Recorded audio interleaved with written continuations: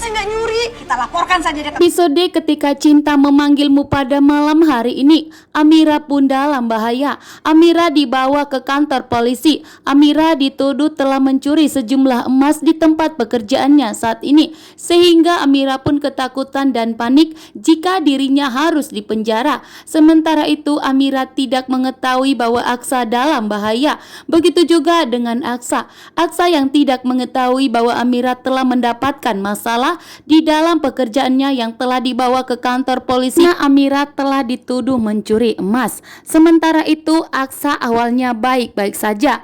Aksa pun kelelahan dan meminta untuk kepada mandornya istirahat terlebih dahulu. Akan tetapi mandornya Galang dan Kusno telah bekerja sama untuk membuat Aksa mengalami kecelakaan, sehingga mandornya pun memaksa Aksa untuk segera berangkat membawa mobil yang telah disabotase oleh Kusno, sehingga Amira pun tidak mengetahui bahwa suaminya saat ini dalam bahaya. Amira telah dibawa warga ke kantor polisi atas pencurian tersebut. Amira pun sangat syok bahwa dirinya akan dipenjara.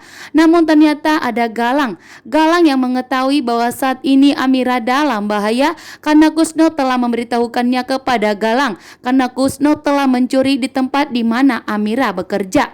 Galang pun di sini mencoba mengelus pipinya Amira, mengatakan bahwa hanya Galang yang tetap bisa setia menjaga Amira, bahkan selalu akan mencintai Amira, karena Aksa tidak baik untuk Amira dan tidak akan bisa membuat Amira bahagia, apalagi menafkahi Amira. Di sini pun Amira begitu murka dan marah besar dan langsung menampar Galang.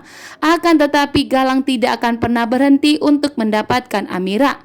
Namun ternyata di saat Galang dan Amira sedang berdebat di kantor polisi, Amira pun mengetahui bahwa ternyata saat ini suaminya dalam bahaya dan suaminya mengalami kecelakaan dan suaminya jatuh ke sungai dan kepalanya terbentur ke batu.